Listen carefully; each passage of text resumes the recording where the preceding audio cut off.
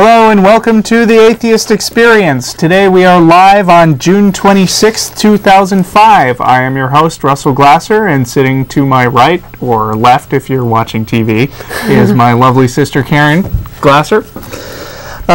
We are sponsored by the Atheist Community of Austin. The ACA is a non-profit organization that promotes positive atheism and the separation of church and state. We have weekly meetings every Sunday at Crescent City Beignets at 1211 West 6th Street, a couple of blocks west of Lamar. That starts at 11:30 and is open to any atheist or atheist-friendly people. You don't need to be a member to come. That's every Sunday, except for the third Sunday of every month, when we have our lecture series at the Austin History Center on 9th and Guadalupe. Those start at 12:30. The next one should be July 17th-ish, if I'm guessing right. We currently have no speaker lined up that I'm aware of, but we definitely will be getting a lecture that week.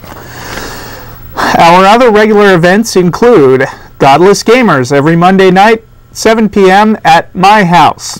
You can see the website, www.atheist-community.org, currently printed at the bottom of your screen, if you want information on how to contact me and get directions, or you can email our regular TV email address, tv@atheist-community.org. Also, Atheist Happy Hour on Thursdays at 7:30 at Antonio's Tex-Mex on the southbound feeder of I-35, just south of 183. You can check the website calendar for more information on regular and special events. We also have a regular internet audio show called The Non-Prophets every other Saturday on freethoughtradio.com. The show is hosted by Jeff D., co-hosted by Dennis Lubay, and produced by myself.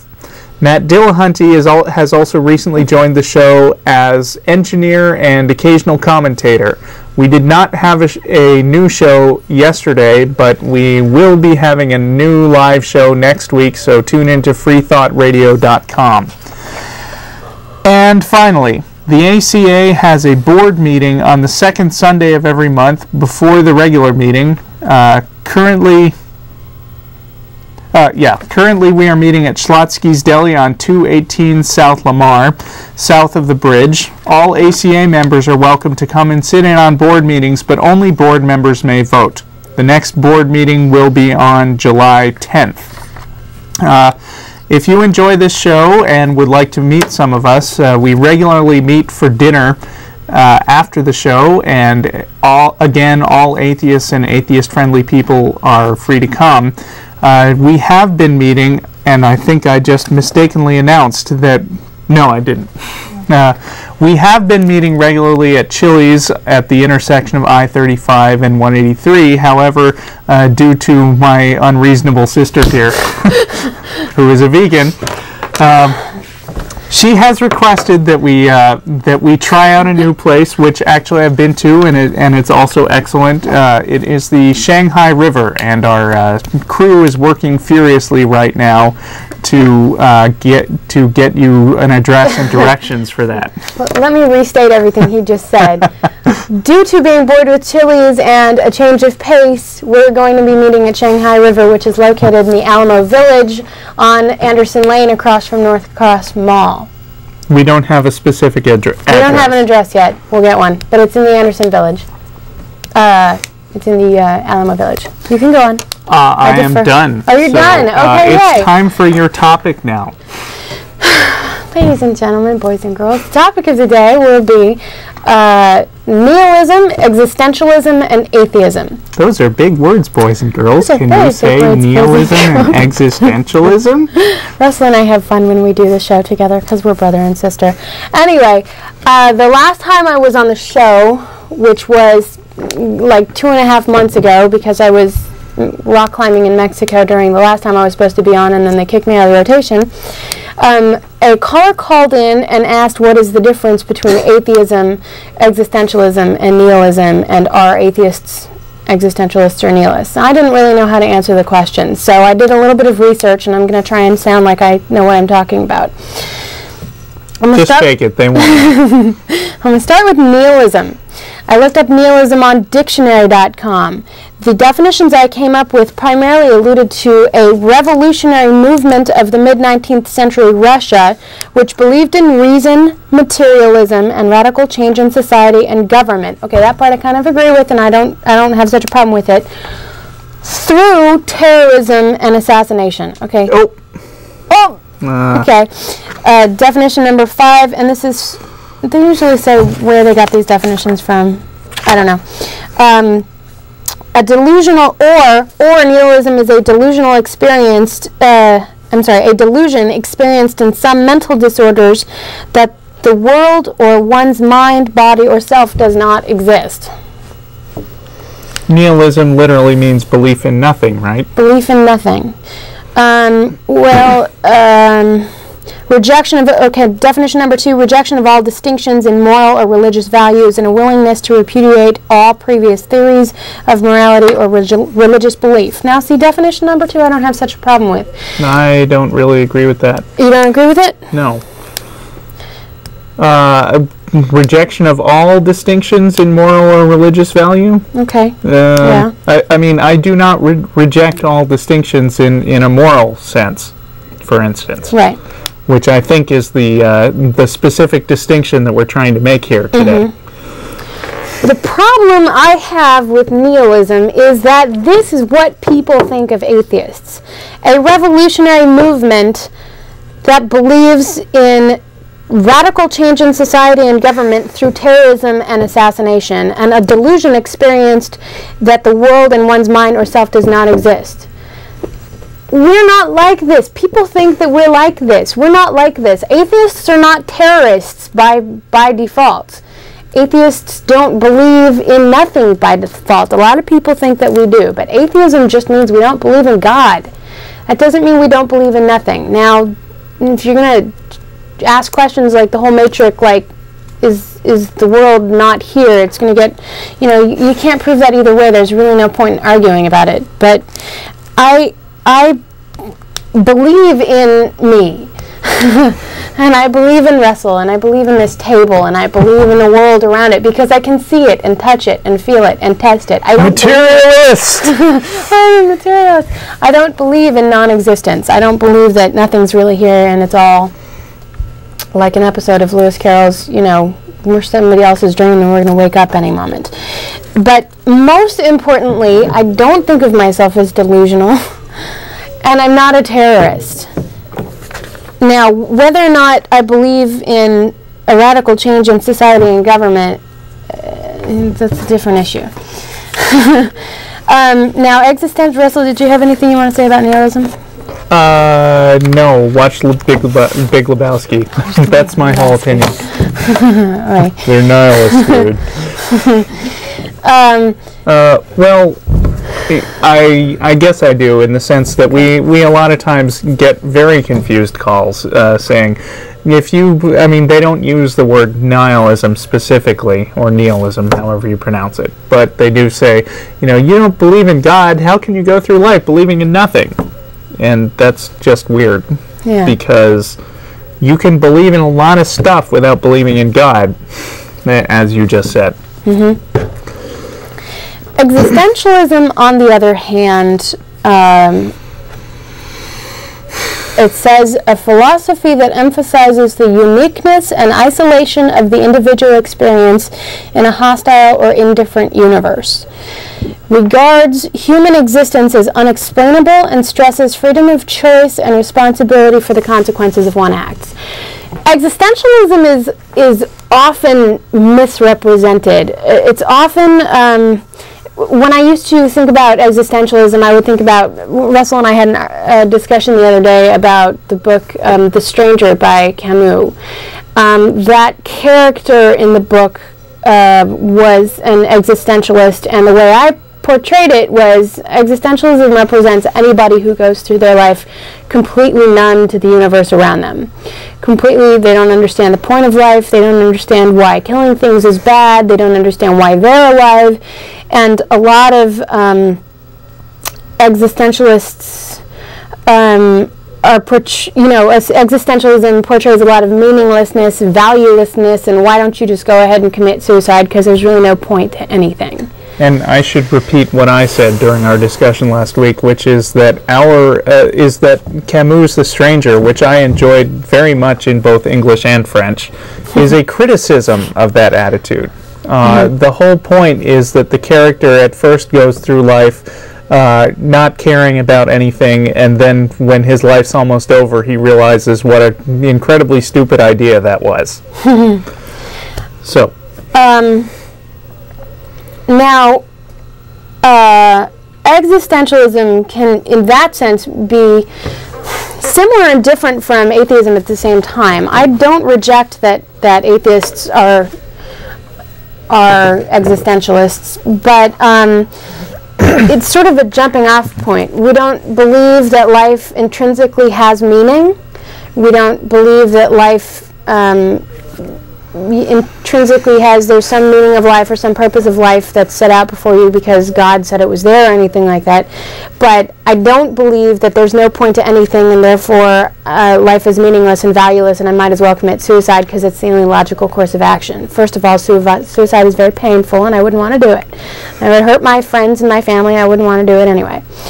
But it's a jumping off point. Atheists believe there isn't any given meaning to life, so you create your own meaning for your life. You're born and you do things, as Aristotle says, the only intrinsic value is happiness. So you spend your life doing things that create happiness. You learn because learning is fun. You interact with other people and fall in love and have children and perpetuate life. And you also learn because it advances the state of human knowledge, which helps people live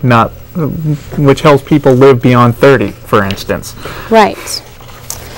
So when I was doing my research on the internet, I'm going to have trouble talking about this because it's really thick stuff, but when I was doing my research on the internet, it seemed like the person that was most famous for defending existentialism was Jean-Paul Sartre.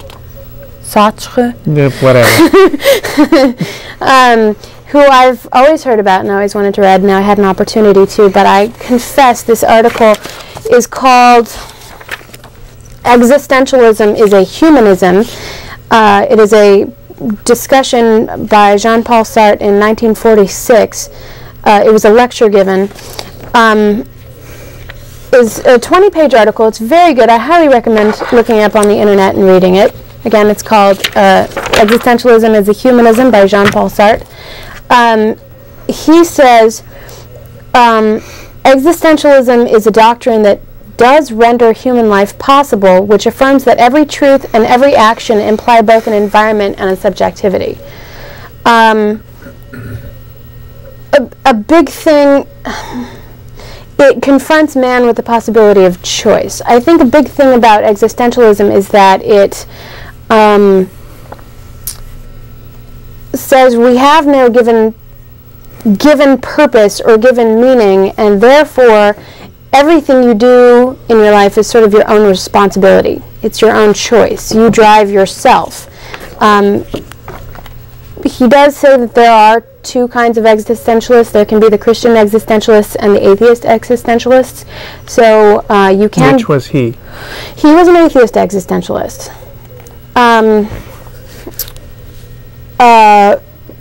They say, as an atheist existentialist, he says that man possesses a human nature. That human nature, which is the conception of human being, is found in every man, which means that each man is a particular example of a universal No, I'm sorry. This is what he's saying people say, this is what he's saying people criticize as existentialism, is that there's human nature that predisposes us to do things. I'm sorry. Let me start that over. Okay. This is what existentialists have a problem with reality.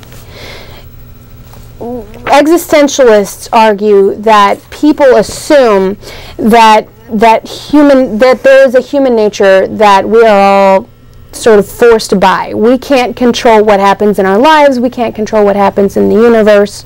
We can't control anything because there's a basic human nature. It's like the argument that all people are born basically good or all people are born basically evil. All people are driven by a human nature that they can't get away from, they can't escape from, because it's just how humanity is. And existentialism denies that. Existentialism says, you know, you were created, you are there, but then the rest is up to you. You sort of create it for yourself. There is nothing that you start with, and you're responsible for your own actions. Am I making any sense? Kind of. I mean, would you say in the end that atheists are existentialists or not? As a general... I think, yes. I think I would say that atheists are existentialists because well, and he makes the argument that there are those atheists out there in the world who sort of believe that it depends. I mean, like he said, there's those atheists out there in the world who believe that there is basic human nature. Mm-hmm. Someone has a tendency to be a destructive person because that is his human nature. Or, you know, we all have a tendency to fight with each other and have war for all of eternity, and we'll never ever be able to have a time in history when there is complete world peace because of human nature. I think you can be an atheist and believe in human nature, and that is not what existentialism is about. Okay. But you can be an existentialist, atheist, and believe that that's all hogwash. Right. That's kind of the problem with trying to define atheism as being equivalent to something else, because it's really not, because atheism talks about something very limited, which is not believing in any gods. And while I'd like it if a lot more people believed exactly the particular things that I do, I acknowledge that it's impossible to, I acknowledge that it's easily possible to be an atheist and believe almost completely the opposite of most of the things I do. The reason for that is basically, as our dad always says, there is no atheist church, there is no atheist pope, there are no atheist doctrines. Once you're an atheist, that's just saying, I don't think there's a God, and then you've got all these other issues in your life to address. Unlike saying I'm a Christian, you don't suddenly get a whole package deal of stuff that you then believe in as a consequence of being a Christian. You just don't believe in any gods. And while a lot of the people that I know who are atheists and enjoy hanging out with tend to go my way, which is basically the universe is here, we should study it through science, try to make our lives better, and do things to increase the sum total of human happiness. I accept the fact that there are people who also call themselves atheists, who also believe that, you know, science is bunk, they go for New Age stuff, they believe in weird conspiracy theories that I don't go for. They don't agree with me about what standards of evidence are in general. And so you can't really say that atheists are existentialists, only that existentialism is actually a pretty reasonable way to go if you're going to be an atheist. Wouldn't you say? Yeah. Well, that's what I'd say, but I guess I'd call myself an atheist existentialist. Oh, so you are? Okay. I think so, after reading this. Based on that definition, it sounds... Based on that definition. Seems to make sense. But I mean, you can argue a case for human nature, quote-unquote human nature. Someone is born one way or another. Someone is born predisposed to have some kind of actions or another. I mean, there's all those futuristic movies where you can tell, you're reading Ender's Game, you know, you can tell when they're born what kind of a person they're going to grow up to be, and there isn't anything they can do about it or something like that, you know. Human nature, there's all those movies out there where people bad things happen and they're all about drugs and destruction, and everybody's like, wow, those movies are so true to human nature, you know. Believing that people are all bad is mainly the domain of Christianity, folks. I mean, I hope that's inflammatory enough. Not necessarily. Well, yeah, okay. Well, I mean, Christianity says that human nature is basically bad. Many branches of Christianity say this, and then you need to be saved from your own badness by God, who's not as bad as you are, who is perfect, in fact. We are all born sinners.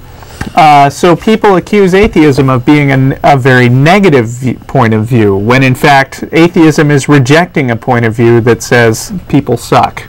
Right. By the way, this is a live call-in show. Feel free, yeah, we're going to post the number on the screen. If you are watching on June 26th, then we are live, and you'll see a number on the bottom of your screen right now. If you don't see the number, then this is probably a rerun you're watching. Go on. What were we talking about? That's it. Well, yeah, I mean, if you have any criticisms of what we're saying or questions for us, or if you want to respond to anything we've said, you are welcome to call into the show and ask us. If you want to reject anything I've said, you're welcome to call and argue with me. Can you sum up what you just said? Sum up what I just said. Okay. Atheism is a belief that there is no God. That's it.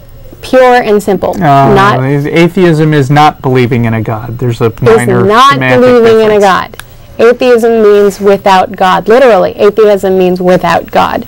There's no code that says that all atheists believe one thing or another. It's just we start with there's no God, and work from there and build that into our own existence to define meaning in our own lives. So all atheists tend to believe different things than all other atheists.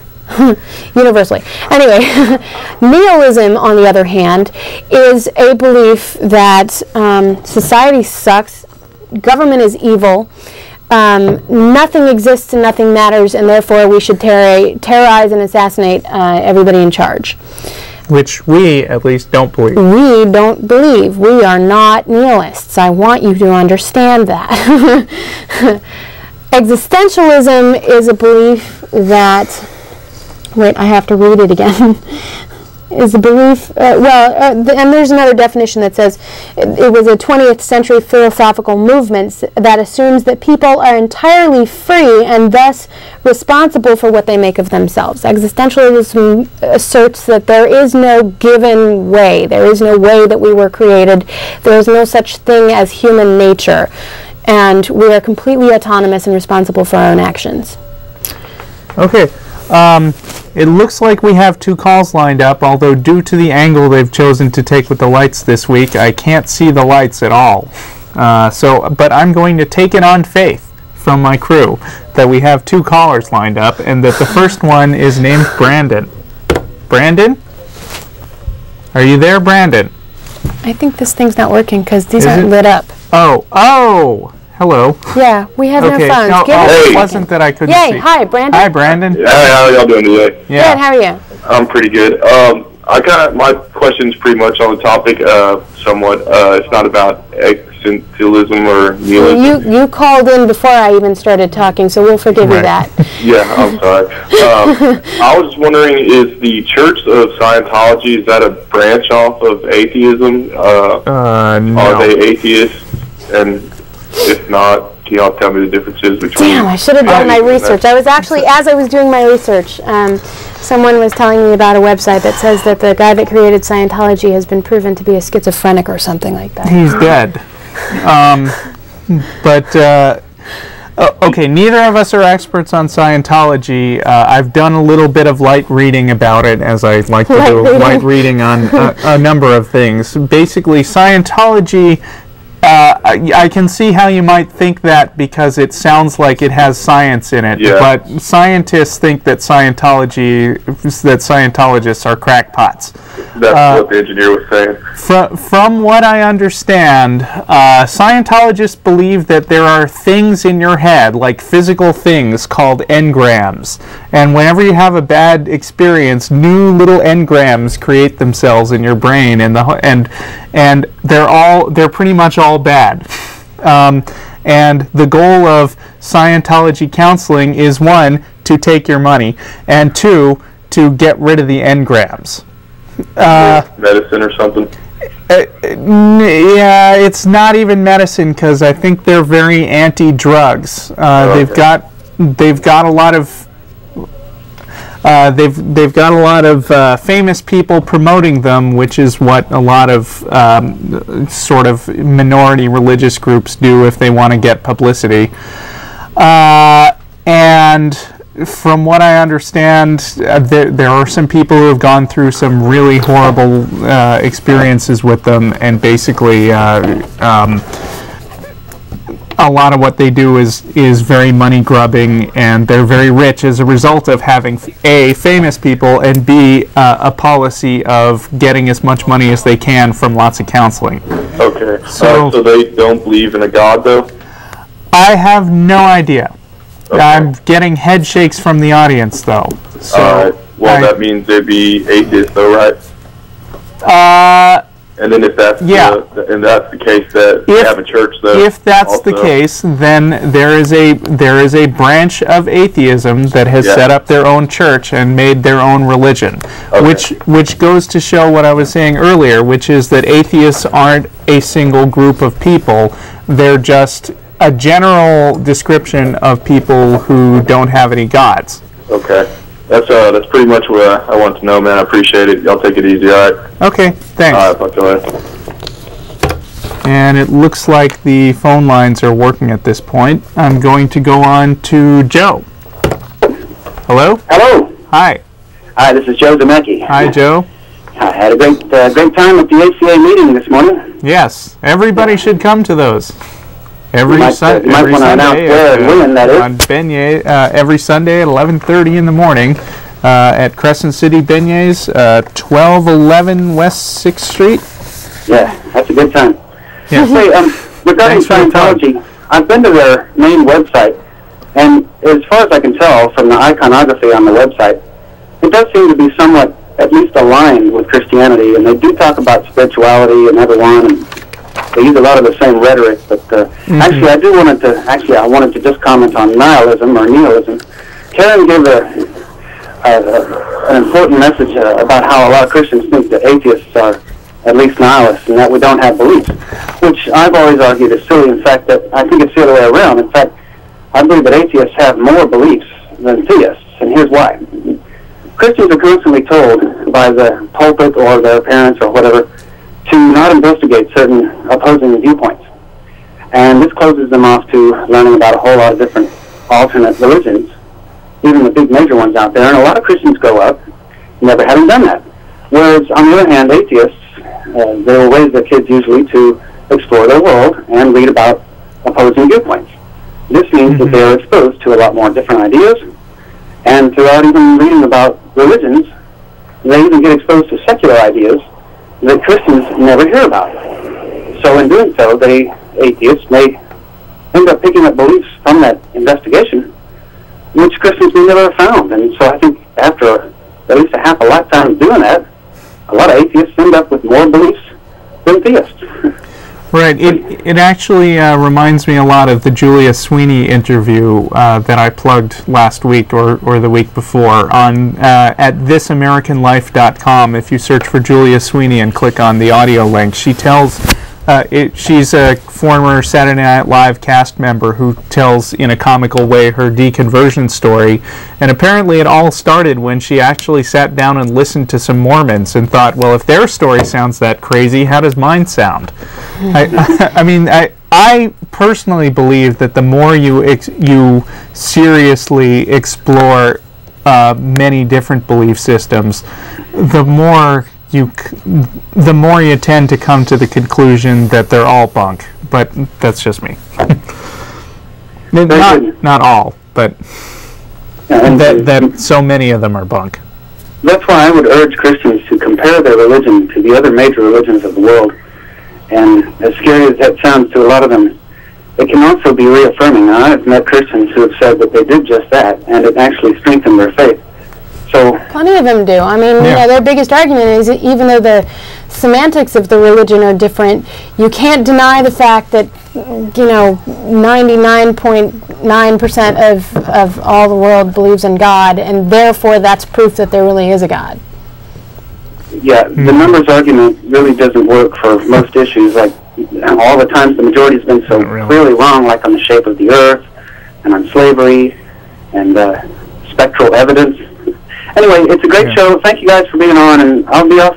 Have a good day. Okay, thanks, Joe. Thanks. See you. And they have just posted the address of where we're having dinner tonight after the show. If studio audience, atheists and atheist-friendly people want to join us after the show for dinner, we'll be eating at Shanghai River. Right. This is a change, we're reminding you, from the usual place we meet, which is Chili's. We will, I guess, be meeting there for the next month, according to our producers. So that's great. Do you want to take more calls, or we've also both got a number of stories that we brought with us, and you had a particularly short topic Well, some today. of our callers want to respond to nihilism and existentialism. That's true. People are surprisingly on topic today, actually. So yeah. they must So like let's not change the subject just yet. Well, then in that case, we'll go to Steve. Steve. Yeah. Hi. Hi. Just when we're talking about existentialism, emphasizing the choice, emphasizing the idea of choice at every turn, and I guess in some ways not necessarily wanting to even accept that there's some human nature which underlies it all. No, I don't really know anything about existentialism, but it just seems to me that within, once you have some sort of a nature to you, whatever it is, there still is a wide range of choices that can be made that don't necessarily conflict with that nature, and even things that might kind of conflict with that nature, where you're kind of doing something the hard way because you think there's a reason to do it, resisting certain urges, or doing things that maybe if you just were doing everything as you were inclined, you wouldn't do it that way, right? But even allowing yourself to go along with your nature is a kind of choice. Yeah, I think I agree with what you're saying. In fact, I think I meant to bring that up earlier, but forgot. I don't think I agree with the idea that there's no human nature at all. I mean, I think we are free in a sense, but there are boundaries within our personalities of what we're willing to do. For instance, I literally could not turn and stab you to death right now. I mean, I could imagine it, and with all the horrible sibling rivalry apparent between us, obviously I thought of it.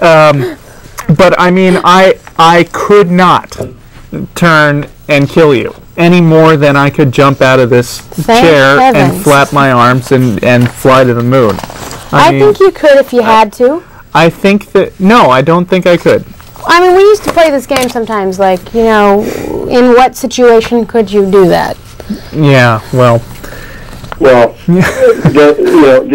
idea that even if there are things that a person would never choose to do, it's sort of out of bounds. First of all, there are plenty of choices. I mean, most of what we do, I think we have a lot of different opportunities to do in various ways or approaches. right. And I also think the idea of thinking that you, just looking at it from the point of view as everything is a choice, even when it might not be, I think is a very healthy attitude, because it forces you to kind of evaluate, why am I doing it, and what are the alternatives, and, even if you realize, well, gee, there's nothing I can do about that, but it's still a good thing to kind of address the idea of choice Sure. as often as you can, I think so. Anyway, And I don't know whether that makes me an existentialist or not, because I don't really, I find those definitions very difficult. Well, and I want to respond to this. Again, I apologize because, I didn't make it all the way through this article by Jean-Paul Sartre, and I only read it once before I actually came onto the show, so I can't It's not your call myself an authority on the figure, but he actually responds to that, and I can't, let's see, when he's talking about atheistic existentialism, he says, before that projection of the self, nothing exists. So it says, man is indeed a project which possesses a subjective life instead of being a kind of moss or a fungus or a cauliflower. So he says you start out as being a man. Before that, before you were created as a man, nothing existed, not even the heaven of intelligence. Man will only attain existence when he is what he proposes to be, not, however, what he may wish to be. For what we usually understand by wishing or willing is a conscious decision-taking, much more often than not, after we have made ourselves what we are. I may wish to join a party, to write a book, or to marry, but in such a case, what is usually called my will is probably a manifestation of a prior and more spontaneous decision. So he believes that our actions are constrained, but not because there's a particular human nature that is the way things have to be. Right. It's not a human nature that is the way things have to be. It's sort of like you, early on in life, invent yourself and become that way because it is your own will, and then everything you do from there builds on about how you've invented yourself. Right, like, I mean, I couldn't stab you to death, but maybe Charles Manson could, and Charles Manson is human too, so... Exactly. I don't think I'm smart enough to invent myself. I think I think you probably have invented yourself. But anyway, this is an interesting topic. I'll let you go, and thanks for having your show. Thanks for the call, Steve. More on existentialism, we go to John. John? Hi. Hi. Yes, a pretty good introduction to it is the movie I Heart Huckabees. I hated that I'm movie. glad somebody got something out of that. You hated it? I didn't hate it, but I couldn't... I thought it was a very good example of what I previously thought of as existentialism. And you were right, apparently. Can you explain that movie to us? Because I don't get it. And for anybody that wanted to see it, because the previews looked good, all the funny lines are in the previews. I don't want to go diss the movie because, frankly, I fell asleep before I finished it. So Okay. it may have had some great point. Tell us about But I was going to say the premise of the movie might help someone understand existential. The fact that it would be. Was there a premise to that movie? What? No. Don't be snide. What was the premise? Well, the premise is that it's an existential detective agency, and that all clues are interconnected. Every bit of your life means something in solving the mystery. If that was the point, then I recommend Dirk Gently's Holistic Detective Agency. I've read that too. Douglas Adams, because I think that was much easier to understand and funnier. Yeah. But I think that would, I'm just saying, I Heart Huckabees is probably a better example of trying to explain existentialism. Okay. Yeah, that's one of those ones that I'd put on the list as advertising itself as existentialist. Yeah. Read Camus and watch I Heart Huckabee. And Douglas Adams. And okay. What he said. Okay. Anything else you can tell us about that movie? That's it. Okay. Thanks, guys. No. I actually had a hunch somebody would bring that movie up, just because it is, the latest public media representation of existentialism. Mm-hmm. I thought it was very weird, and I just didn't get it at all. But Wasn't that the point? can tell you that just about every movie out there that I don't understand and can't identify with at all has been an existentialist movie. So maybe I'm not an existentialist. But just because you don't understand it doesn't mean it was a good existentialist movie. I mean, think of my other examples, but I can't. It's sort of like not everything that's weird is surrealistic. I mean, people sometimes think, you know, hey, I mean, I see this a lot as a guy who plays a lot of video games. You got like, hey, let's in the end throw like a clown with a chainsaw, and you're in like a desert wasteland or something, and that'll be really surrealistic. But I'm going on a tangent. And I think Catcher in the Rye was also existentialist. And the thing is, I mean, all the media, all the movies and books that I've read and watched and seen that are existentialist are basically like real-time things. You sit there and read about someone who is sitting at his table, drumming his fingers and staring at a piece of toast, and that the entire chapter is about that, you know, and it is just boring as hell because he doesn't care about anything and there's no point. Now that's, as I understand it, where existentialism starts from, okay? You start from the fact that there is no point. With atheism, okay, I can agree that you start from no given point. There is no intrinsic meaning to life. There's no guy out there telling you the meaning of life. But that's not good enough for me. I get bored too easily, so I'm going to put the meaning there myself. I'm going to create it for myself. I'm going to create it based on the people I interact with. I'm going to create it based on what I know about the world. I mean, let's talk about the fact that, you know, I take atheism and I use it to define my existence. What that means for me is, since religious people believe that it's okay to kill things because then they'll go to heaven or they'll have an afterlife or they'll be reincarnated or something like that. Well, since I don't believe in all that afterlife and reincarnation and God and heaven and the soul and all that kind of stuff, then I believe that life is all we got. So I think killing is wrong. So I'm a vegetarian. Now, most of the other atheists that I know think I'm very strange because I don't eat meat because I'm an atheist. You know, you use it to create your own meaning, and not everybody else has to agree with you. That was a tangent, I don't know. Fine tangent to go on. Thanks. But let's see. I'm going to take one more call for now, and then maybe we can delve into some of the other stuff. But you're still free to call in on existentialism and nihilism. But first, we're going to go to Dave. Hello. Hi. Yeah. Hi. Hi. Yeah, it's Steve, not Dave. Steve? Okay. Yeah, it's all right, though. Hey, I think the show ought to be called the Agnostic Experience, not the Atheist Experience. Because if you were a true atheist, you would be a nihilist. Why? And both of you have denounced that. Well, if you're a true atheist, there's no point, there's no meaning to life, there's no afterlife. So why don't you go ahead and do what you want to do if it feels good? Justified nihilist. You just made a claim that all atheists have to be nihilists. No, I didn't say that. I'm saying why not just go ahead and become a nihilist if you're a true atheist, because life has no meaning. Why define the boundaries? Why say I'm not going to go out and kill and destroy? No. Because with the possibility that there could be a God, that's why you're agnostic. Okay, first of all, oh wow, I don't even know where to start. First of all, let me define the difference between atheism and agnosticism.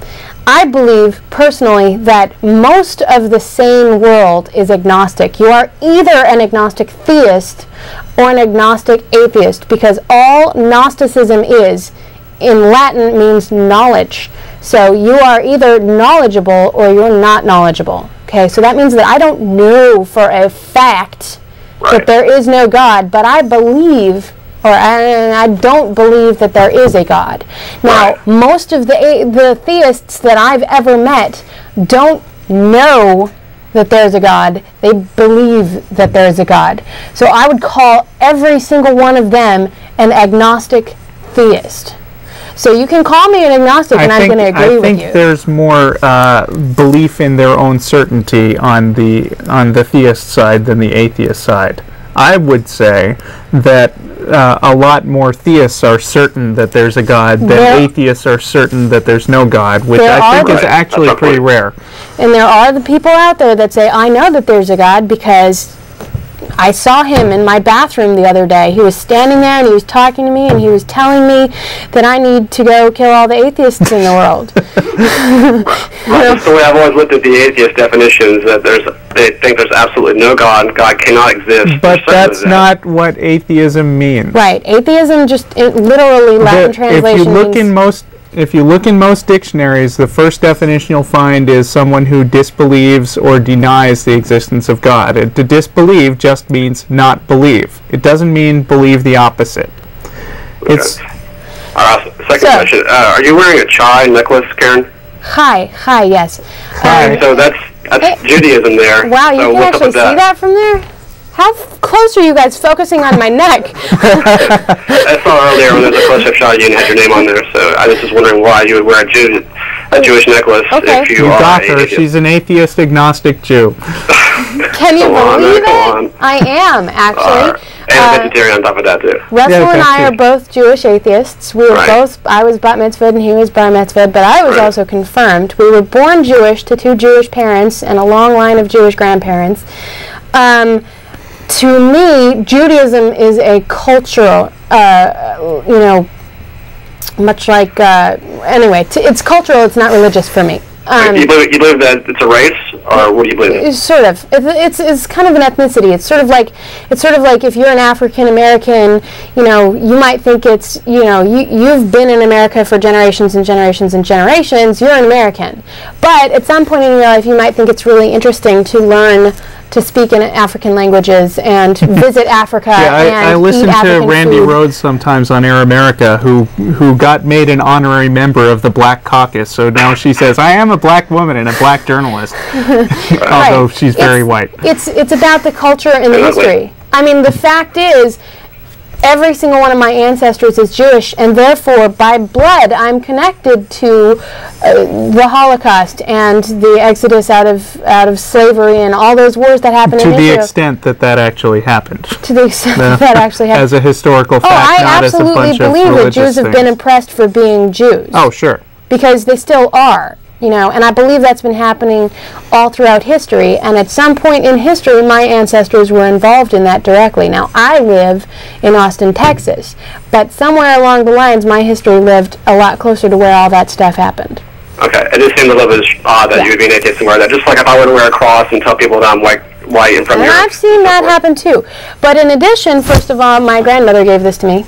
Okay. It's my favorite thing she ever gave me, and she is not an atheist, but she is a very strong Jew. And thirdly, chai in Judaism means life. Right. And as I said, as an atheist, life is very, very important to me. And life has a lot of meaning for me, and I believe in upholding life, and I believe in living and letting others live. So I think this is a very appropriate symbol to wear.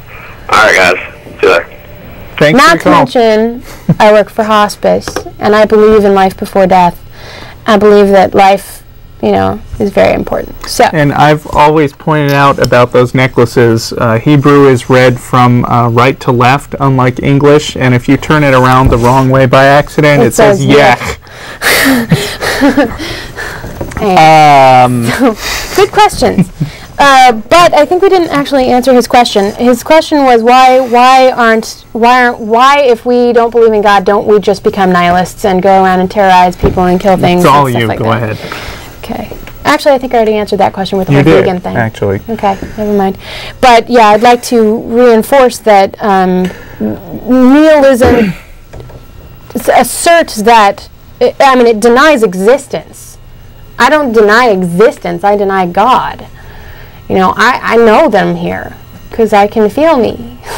But, my comment would be, why should I become a nihilist? I mean, from what minuscule experience I have with nihilists, they don't seem like particularly happy people, and it wouldn't benefit me at all. I wouldn't get anything out of being a nihilist. Yeah, I mean, I enjoy being an atheist and not a nihilist. And as we often point out, if you don't believe in an afterlife, you get one shot at enjoying this life. Mm-hmm. And you would waste it by being bummed out and depressed all the time and kill people.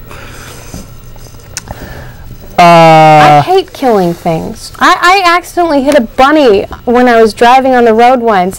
He was with me in the car. I was freaking out all the way home that I killed a bunny and I didn't even do it. I'm sitting there going, are you over it yet? Can we change the subject? I would be a terrible nihilist. Yeah, you would. All right. Next question. Topic. I would like to, I don't know how sick people are this yet, but I wanted to bring it up on last week's show, and Don's topic was just so very good and wall-to-wall that I didn't get a chance to mention it then, so I'm going to drag this up again. Here we go. Terri Schiavo. Yay. Keryn, you were on during, in March, right? When Terri Schiavo was I did my news show like and the shouldn't week have after. been. I did my show like the week after she died. Mm-hmm. And you were looking at it from the perspective of a hospice worker, which you are at this point.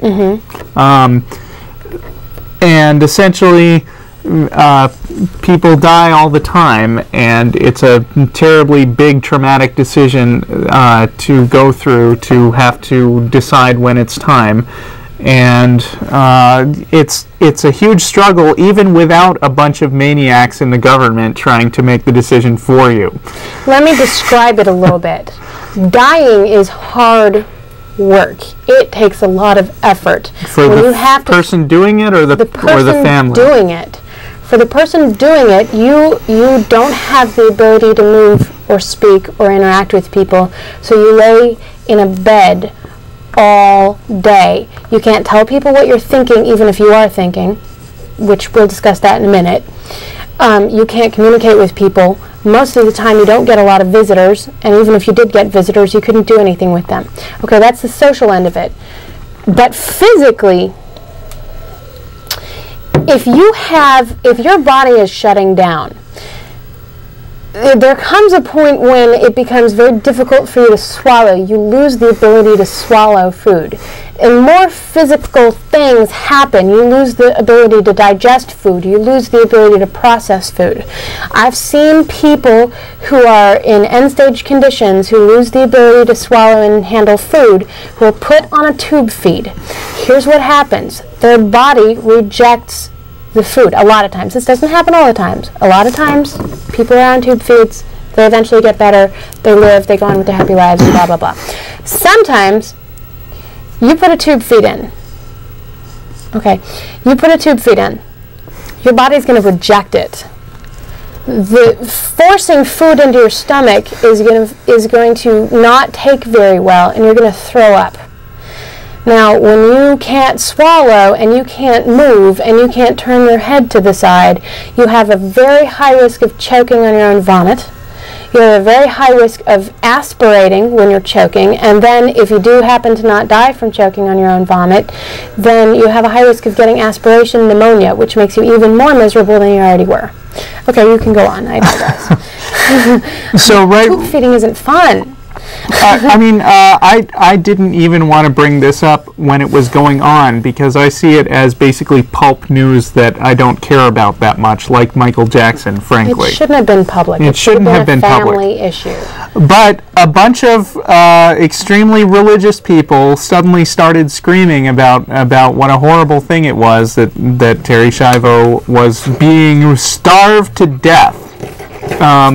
And a bunch of government officials stepped up to the plate and decided that it was their job to come in and try to prevent her from prevent them from pulling the plug, basically. Even though this happens all the time, Keryn can tell you, it happens constantly, and the only reason that it became a political issue at all was that there was some disagreement about what her wishes were. But they went through all kinds of mental contortions, even going so far as to show this video on the internet about how she could follow a balloon around with her eyes, and people swore that she lit up and smiled when people she knew would walk into the room. And the autopsy came out a couple of weeks ago. Not only was her brain half the size of a normal human brain, but she was blind. Got that? She was not following a balloon around with her eyes when she was blind.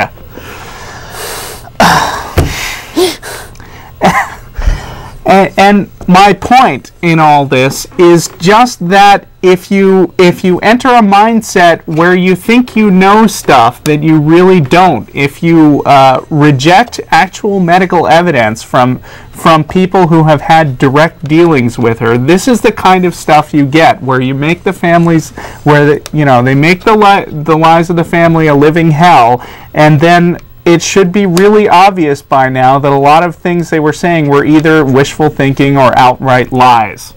And that really pisses me off that they made a huge issue out of it. And that's all I have to say. Now, there's one thing that I don't understand about this is that people that believe in God just don't ever have the same story. They're not on the same page. Y'all need to get together and decide whether or not, okay, if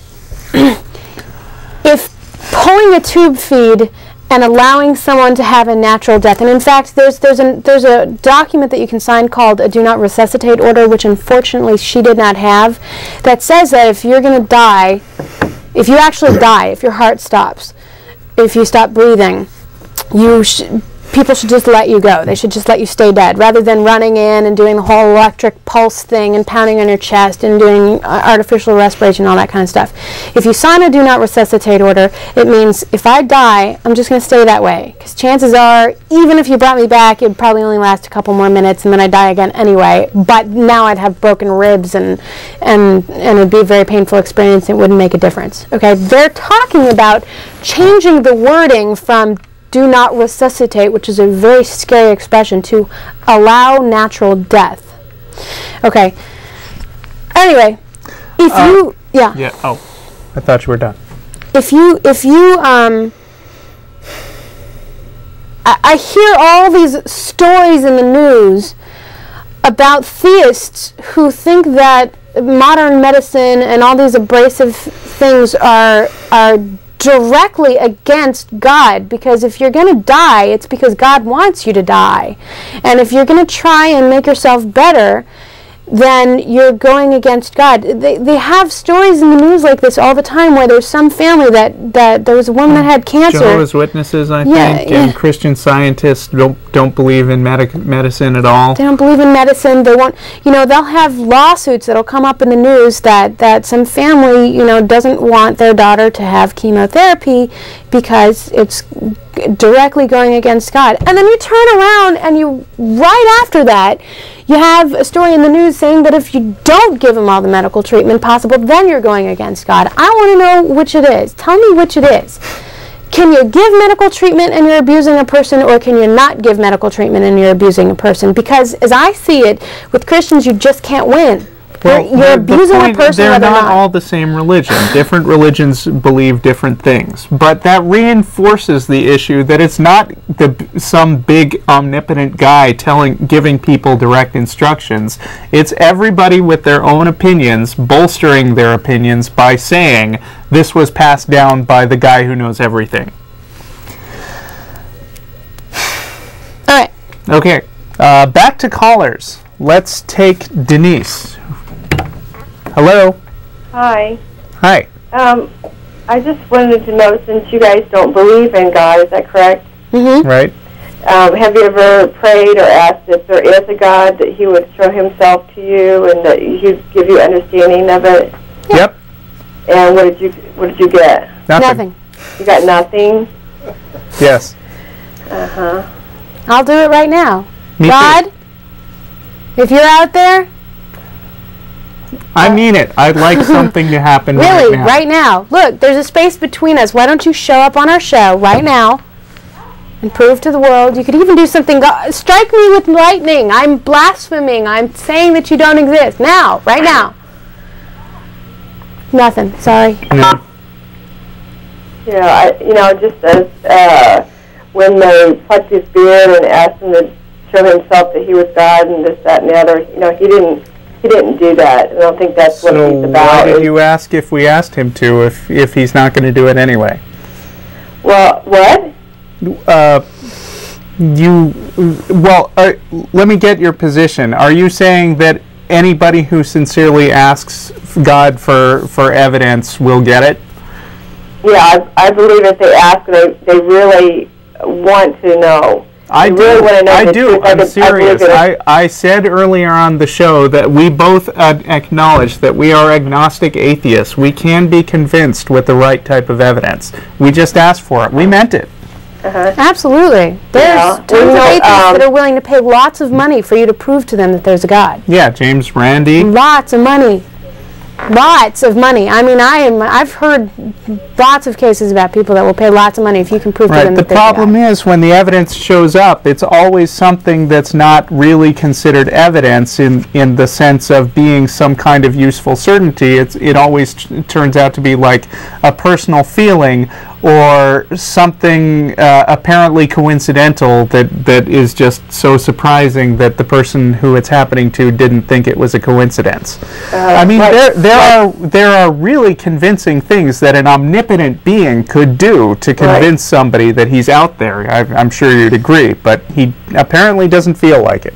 Well, I think that he knows our heart, and that has a lot to do with it, and he has his timing.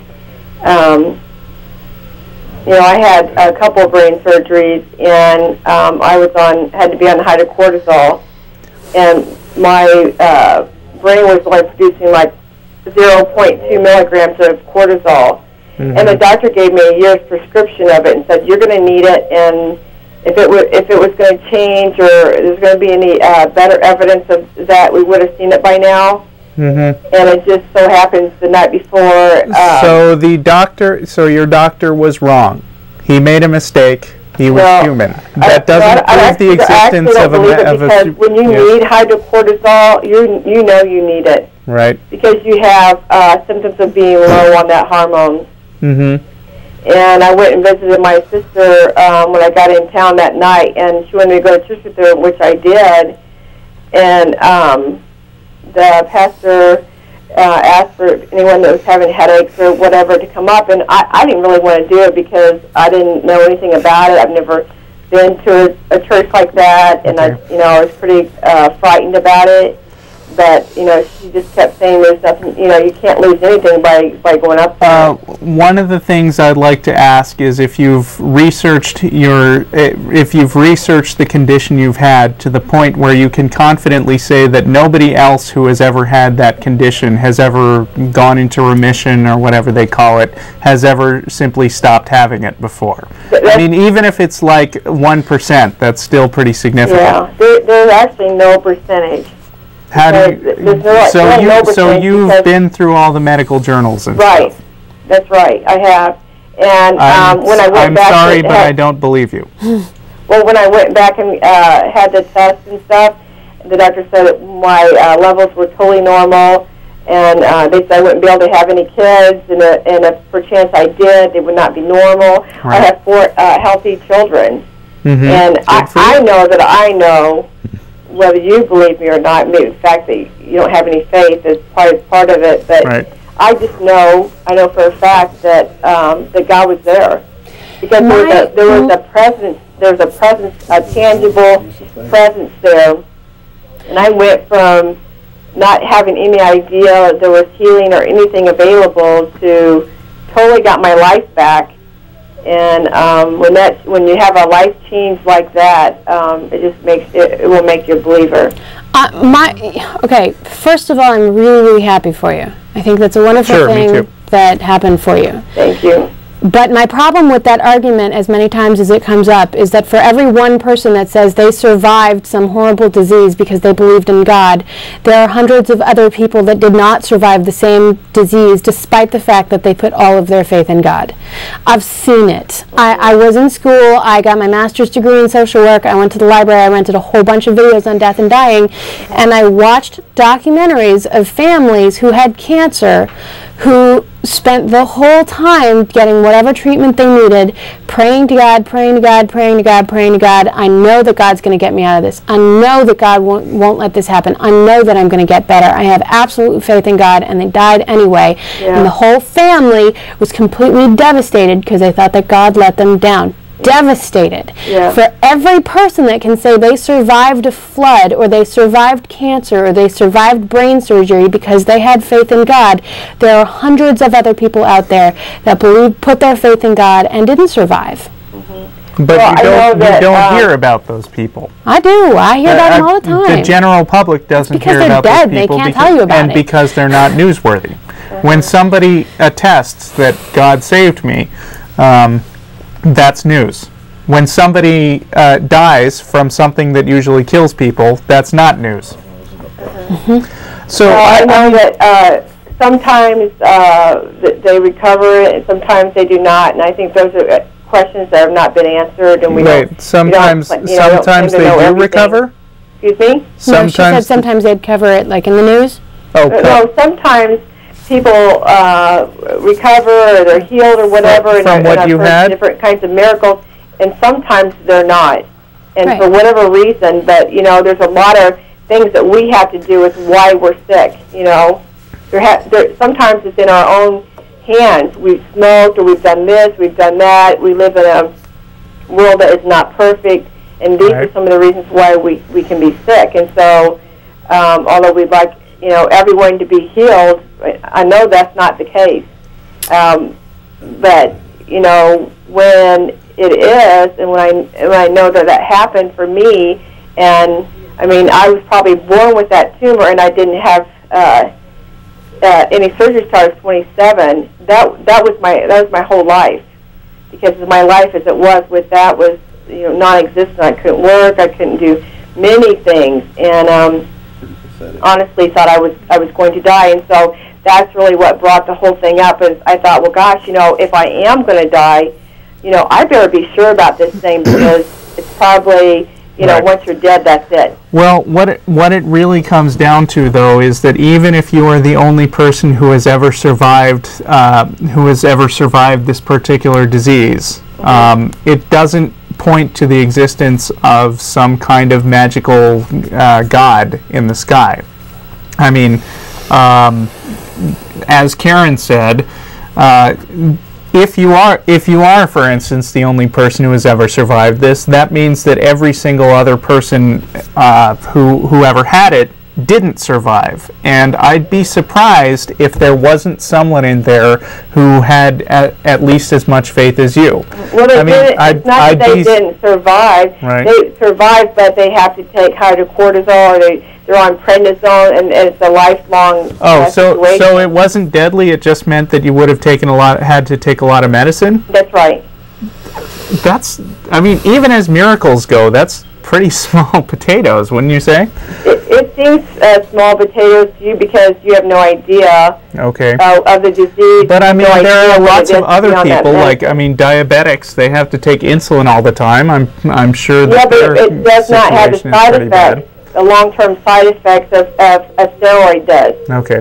Steroid within itself, taking a steroid within itself can cause cancer. That's one thing. Yeah. Of many things. And if that's not devastating enough, I wouldn't know what would be. Okay. Well, I'm happy that you don't have to take whatever it was. Cortisol.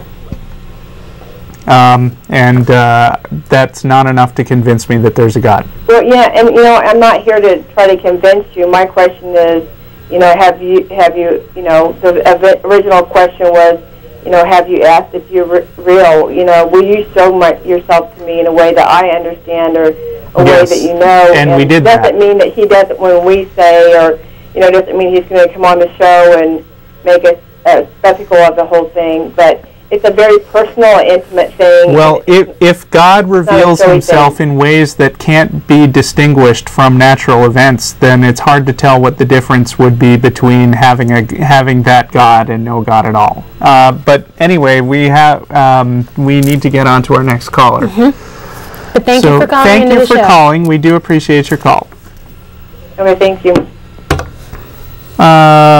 Next, we're going to go to Keith. Hello.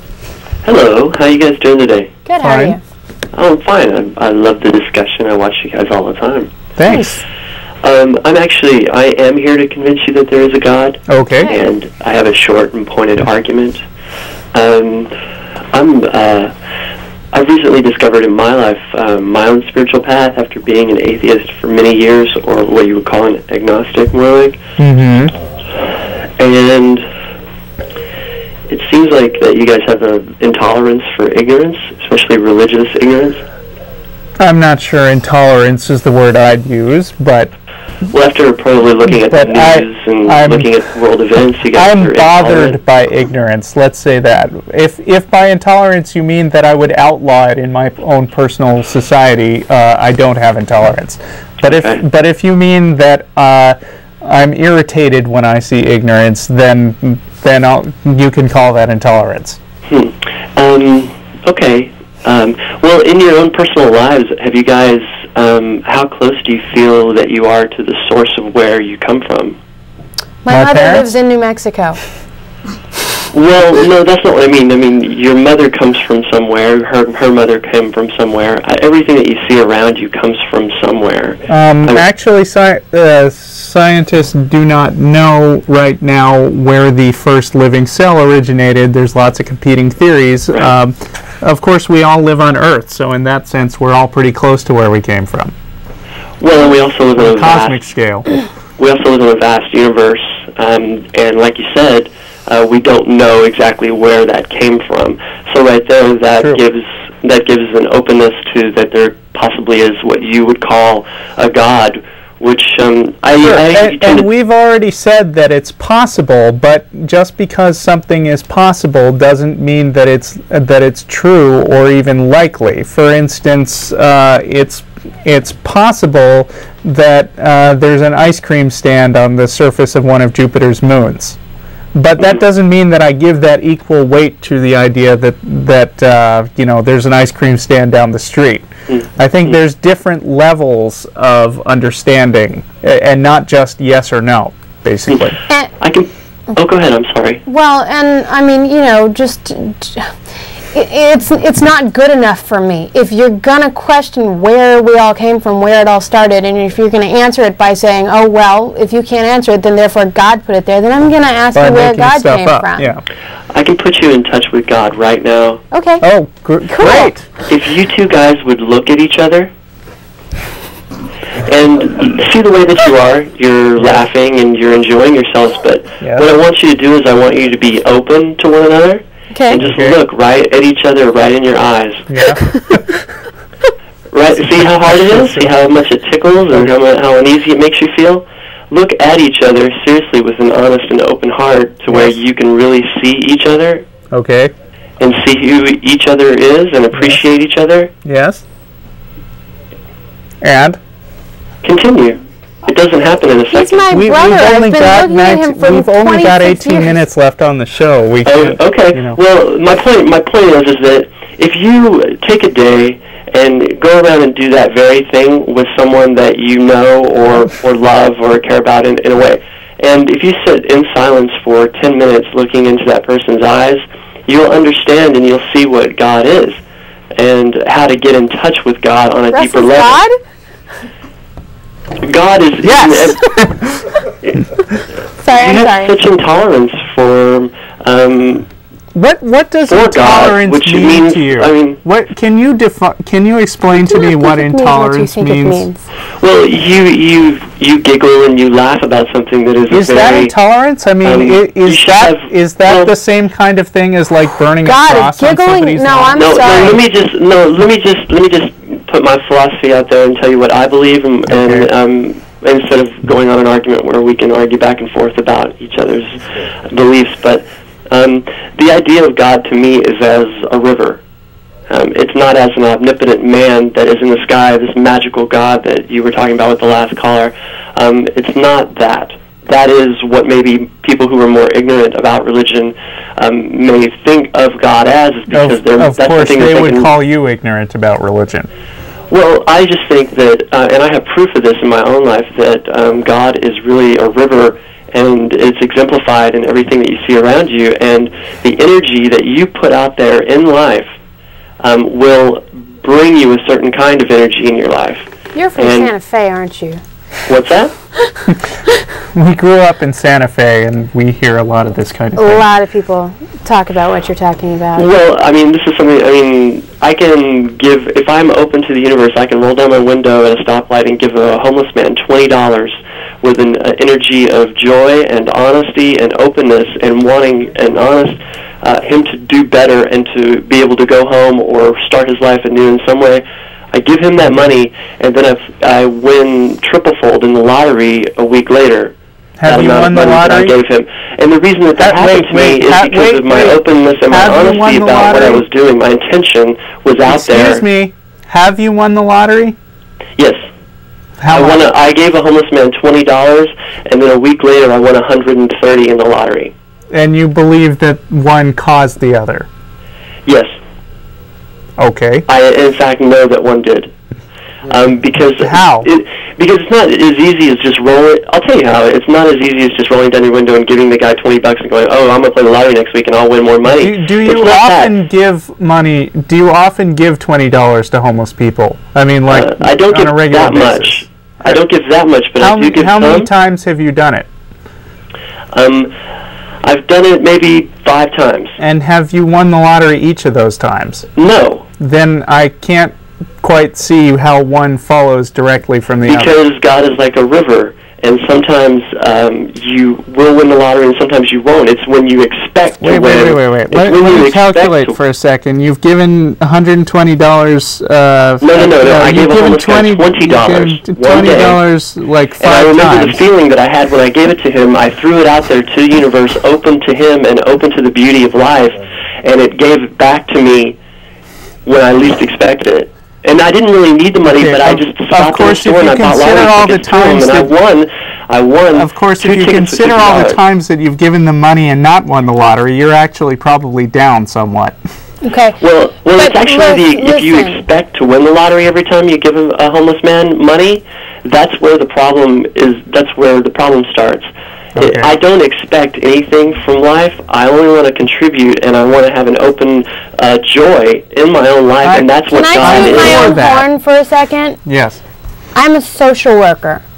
I give my life to the people every day of my life. I have chosen that as my life's goal. Mm-hmm. I know. I have not won the lottery. Mm-hmm. I don't make very much money at all. I make less and less money all the time. Yep. Because we have a Republican capitalist administration and they don't like social workers very much. Mm-hmm. I'm sorry, I retract that. That's not an atheist thing. This is not a political show. It's not a political show. But I'm an atheist. I don't give myself to the people expecting anything back. And you don't think your energy in life that you put out in life gives you the life that you have? I think my energy gives me I know my energy gives me the life that I have. When you're in traffic, and someone cuts you off, what's your reaction?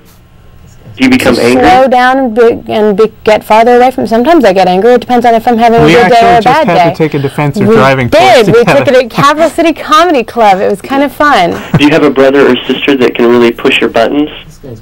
No, he doesn't push my buttons. Who makes you angry? Never. Never. What? Who makes you angry? Bush. This guy's going Okay. I'm sorry, we've got more callers to get to. I think you guys are really intolerant and you need to get to know yourself better. Okay, again, we still don't know what you mean by intolerant, but thank you. Anyway, going on. Wait, I want to respond to this while he's not on the phone. Oh, that's First of all, if laughing and giggling is a sign of intolerance, then I hope everybody in the world can have an experience in intolerance every day of their lives, okay? Because laughing and giggling is really good for you, okay? Second of all, like a social worker. Thank you. It is. I can prove it. Second of all, if this is a question of semantics, it comes up all the time, especially when you're from Santa Fe, New Mexico. A lot of people say, look around you. God isn't some supernatural being floating around in the universe. He is that tree over there, or that river over there, or this table in front of you, or that blue sky over your head. If you back out, you'll see all the beautiful gestures I'm making that you can't see on the screen. But I believe in that tree over there, and I believe in that river, and I believe in that blue sky over my head. And if you want to call that God, you can, but I choose to call it a tree, because that's what the dictionary calls it. Okay? I mean, you can't tell me that I don't believe in that tree over there. I believe in that tree over there. I just call it a tree. Now, if you want to call it God, do whatever you want. If you want to say that the sky is actually purple, you can go ahead and say that. But I'm going to say that it's blue. Yeah, I'd like to get to the intolerance thing again. Okay. I admit that I was laughing about some of your ideas, and that's certainly true, but I think it indicates that, one, I don't agree with you, and two, I have a sense of humor about it anyway. I value that about myself. And I know what real intolerance looks like. Real intolerance means forbidding people from doing things, categorizing all people for something they basically can't help, like their skin color, from drinking at somebody else's water fountains. Or I just saw Hotel Rwanda this week, where a whole bunch of people decided that some people who looked almost the same as them and didn't even have different religious beliefs, as far as I could see, but the Hutus decided that the Tutsis were all bad, and they killed like 800,000 of them within a week. That's intolerance. Chuckling about ideas I disagree with is not. And not only that, but chuckling about turning to my brother and staring into his eyes for a very long period of time.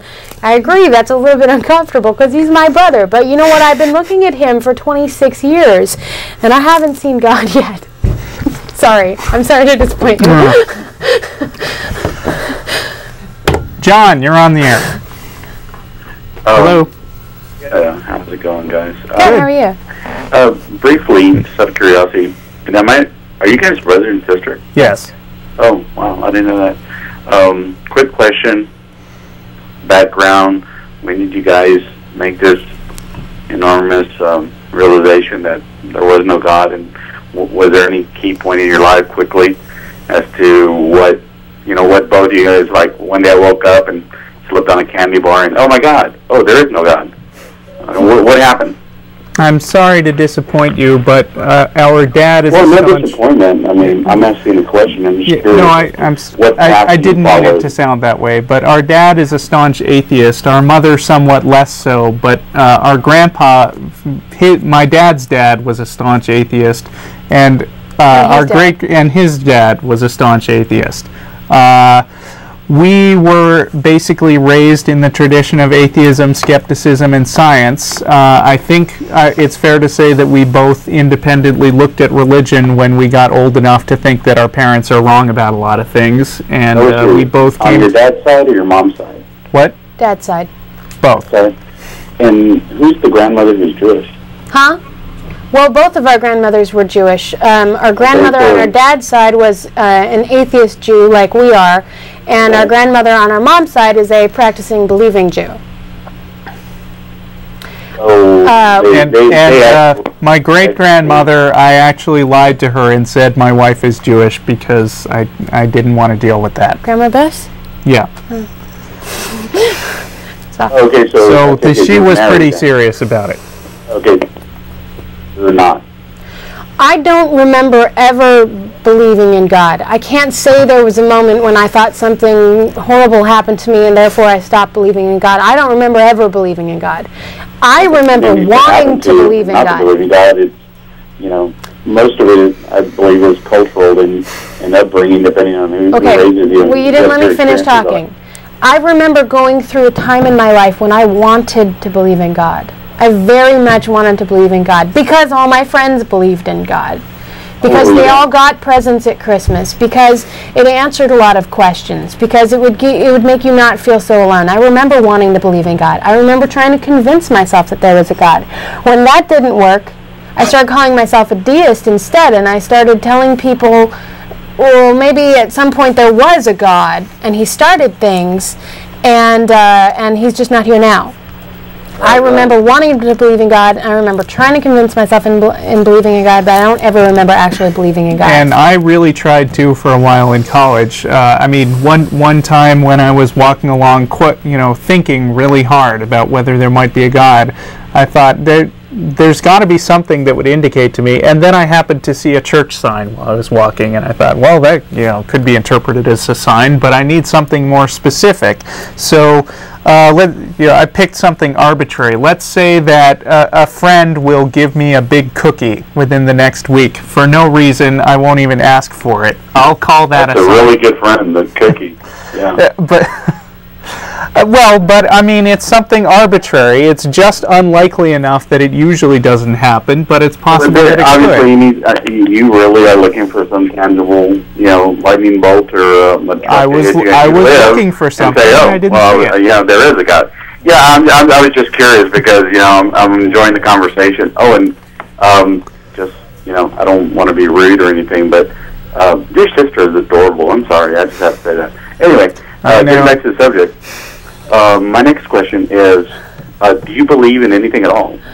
And yes. You weren't tuned in for the first half hour, were you? You guys, well, no, I just came in on it. And that's why. That was the topic of our show today. Was existentialism and nihilism? Was our atheists? Version, catch me up. Huh? You believe in anything at all? Yes. And what do you believe in? And since so I can throw it out and you can answer to it. What about the theory of the existence of God, or existence of good and evil? Yeah, there's the one or the other, the yin and the yang. Is there a devil? Do you believe in the devil? And it's just no. Point it out. I would recommend that on Tuesday, when the show reruns from 4:30 to 6, that you watch the first. I work 2 jobs. I can't. I'm just taking my day off. Well, the reason I'm saying that is because we have 5 minutes left in the show, and that discussion took about half an hour. So if you want to record it and watch the first half hour, that'll answer your question. Or you can email us at tv-community.org or something. Let's give you a quick experience and tell me what you guys think. Tell me whether I'm really just totally on the wall. Okay, but we're going to have to let you go after you give the experience because we're really running out of time. He wants us to give an experience. Well, two quick things. One, Ozzy Osborne, the singer for the group called Black Sabbath, he was supposed to be like, "Oh, this guy's a big devil worshiper and all." But one of the earliest songs they made, it says, "What is this that stands before me, figure in black, which points at me? Turn around, quick start to run, find out I'm the chosen one. Oh no!" I saw an Ozzy concert in college, and he said, "God bless you all." Wait. I don't know what. No, please. One of the verses, and he says, "Oh no, please God help me." Now this guy is supposed to be the king of darkness. But he says, "Oh no, please God help me." The guy is into shock. That's his career. He bit the head off of a bat. He says stuff because just the phrases alone I found kind of interesting. Okay. Now here's the experience. I'm sorry. No, actually, I have to really let you go because we've still got full lines and we're very short on time. Thanks for calling. Email tv@atheist-community.org if you want to continue this discussion, or call in next week. Thanks for calling. I'm being asked by the studio to remind you all once again that we will be meeting there after the show. Write it down. If you want to join, it's open to all atheists and atheist-friendly people, and it's not an opportunity to convert us. That's what this show is for. Yeah. Shanghai River, and I think that's HAI, guys, but that's okay. I think we got time for one last quick call, and that'll be John. Hey, what's up, man? Hi. I heard the female talking about Bush earlier. That's Keryn. I was curious as to... Hello? Yes. I was curious as to... do you think that Bush is an atheist because of his actions? Absolutely not. I believe that Bush is a very strong Christian of some branch. I believe that he believes in God. I believe that he uses God with all of his strength to do whatever he wants. Huh? Then why does he give us the shaft? He's the devil. Okay. We don't believe in the devil either. I don't believe in the devil either, but never mind. So let's go to Larry, and you get the last call of the day. Hello. How you doing? Hi. 2 minutes. Hey, I just I wanted to make a comment. That, and mind you, I'm agnostic myself. I don't really follow any religion. I don't pray to any god. I just, the thing I wanted to point out is, as being an engineer and being a physicist myself, you look at the universe and you look at how big this thing is, and you look at the basically cosmology of the universe. There is no way that these tiny specks of biological material, being we humans, possibly could have the first inkling of what started this universe. Oh, I completely agree with you. I don't. I think while we may not ever have a complete picture, I think that the more we study, the more we learn, and we reduce it down and narrow it down until we have a pretty good general idea of what's going on. It's the grand scheme of things. We are so small that I don't know, without some serious evolution that we could of our brains, that we could really understand or have the first real inkling of what started off. I think there's more than biological evolution. I think we evolve in the sense of our knowledge, and I think that the scientific method has been so far the best way that we do it. Keep on coming up with new wacky ideas, and then using skepticism to weed out the ones that don't make any sense. Very true. And I have a lot of respect for the process of moving knowledge forward. Awesome. Now, being that the universe is very big and we don't understand how it works, I still don't believe that means that God did it. Oh no, and I would never call it a God. Thanks for calling. That's our show for today. Bye, everyone. Thanks for calling me adorable. Oh, she just eats that stuff up. Thanks, everybody, for watching, and goodbye.